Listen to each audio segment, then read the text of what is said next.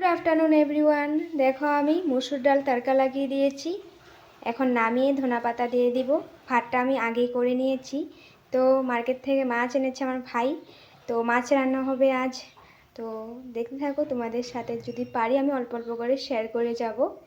এই দেখো বন্ধুরা, আমার মা মাছগুলো ক্লিন করে দিয়েছে। আমি নুন হলুদ দিয়ে ম্যারিনেট করে নিয়েছি। আর এখানে আমি পটল কেটেছি, পটলও নুন হলুদ দিয়ে রেখেছি। এখন ভাজা করব। আমার ভাই আবার পটলের যে বিচিগুলো আছে তার জন্য পটল খেয়ে খুব পছন্দ করে পটল ভাজা। তো আজ রান্নাটা হবে মাছটা ফুলকপি আর আলু দিয়ে, আর পটল ভাজা হবে। ডাল হয়ে গেছে, তার সিম্পল রান্না বাড়া।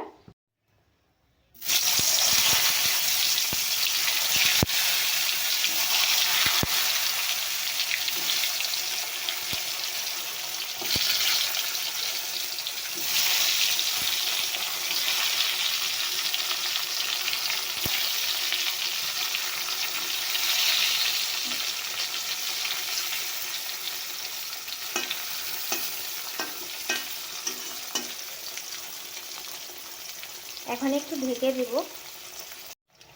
দেখো বন্ধুরা, পটল ভাজাগুলো হয়ে গেছে। তো এখন আমি তুলে নেব, তারপর মাছ ভাজাগুলো করব।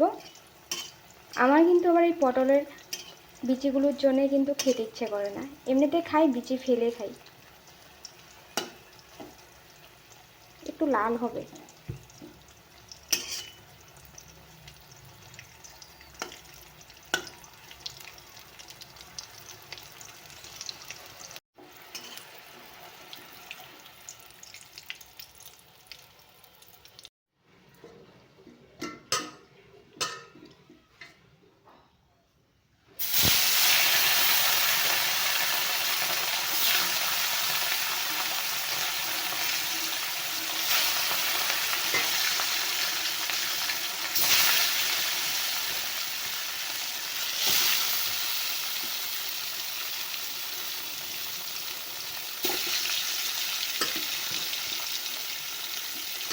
দেখো বন্ধুরা, আমি মাছ ভাজা বসিয়ে ফুলকপি, আলু, পেঁয়াজ, কাঁচা লঙ্কা এগুলো রেডি করে নিয়েছি, ক্লিন করেও নিয়েছি।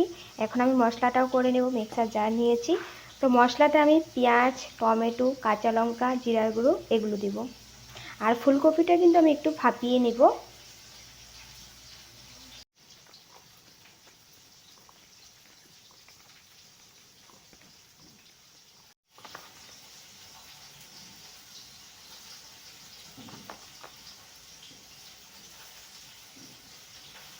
2 চামচ থেকে কম দিয়েছি একটু।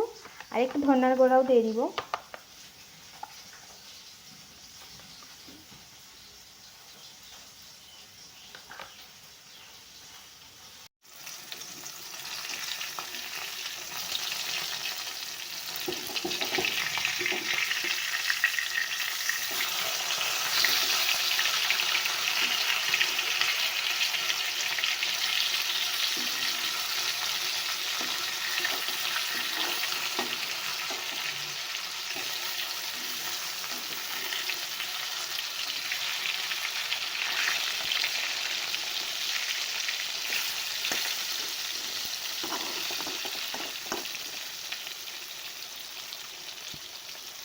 দেখো বন্ধুরা, আমি মাছগুলো কিন্তু লাল লাল করে ভাজা করে নিচ্ছি।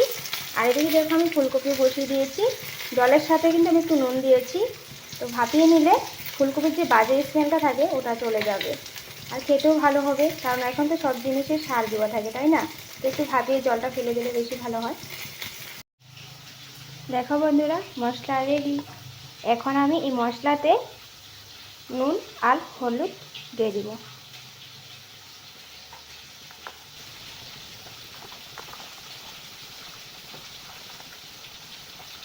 দেখো বন্ধুরা, আমি ভাপিয়ে নিয়েছি। বেশি ভাপাবে না, বেশি ভাপালে কিন্তু সিদ্ধ হয়ে গেলে ভেঙে যাবে ফুলকপিগুলো, গোটা থাকবে না।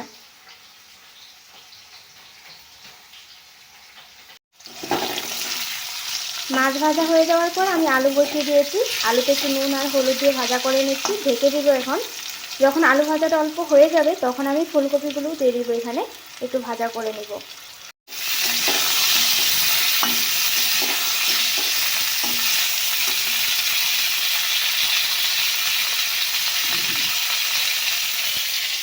আলুটা ভাজা হয়ে গেছিলো বলে আমি আলুটা নামিয়ে তারপর আমি ফুলকপিটা দিয়েছি, একসাথে আর দিইনি।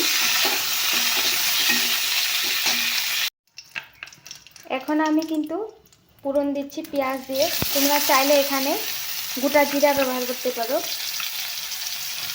তো আমাদের পেঁয়াজটাই বেশি খাওয়া পড়ে, তাই পেঁয়াজ দিয়েই করি আমরা।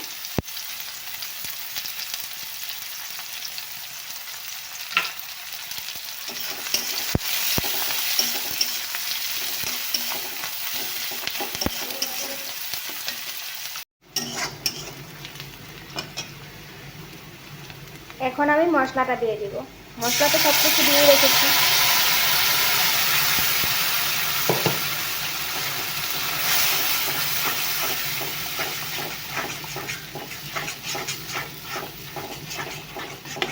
মশলাটা এখন আমি ভালোভাবে কষিয়ে নিব কাঁচা ফ্লেভারটা দেওয়ার জন্য।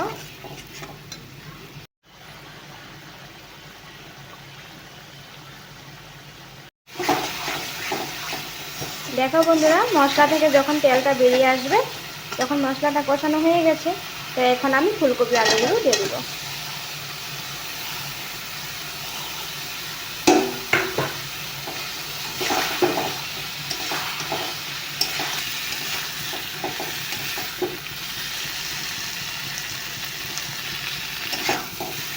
আলুটা একটু বেশি লাল হয়ে ভাজা হয়ে গেছে, কারণ আমি আলু ভাজা বসিয়ে দিয়ে আমি চলে গেছিলাম বাইরে কাপড় জামা মেলার জন্য, তাই। তো এখন ভালো করে কষিয়ে নিয়েছি, তো এখন আমি উপর থেকে জলটা দিয়ে দিব।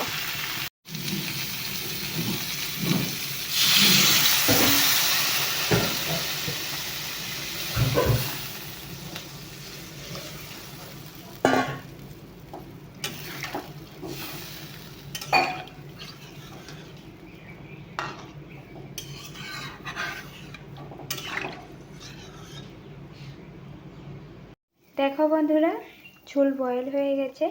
এখন আমি 4-5টা আলুর টুকরো তুলে চেটকে দেব, তারপর মাছগুলো দিয়ে দেব।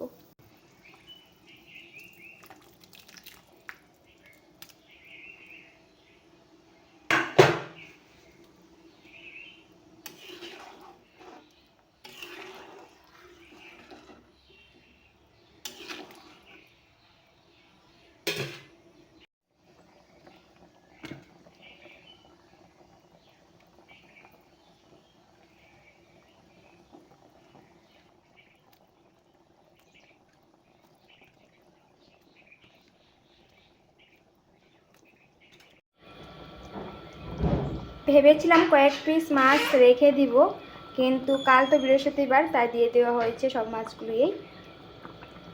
এখন একটু হয়ে যাওয়ার পর তারপর উপর থেকে ধনেপাতা দিয়ে দিব। আজকের রান্না আমার কমপ্লিট।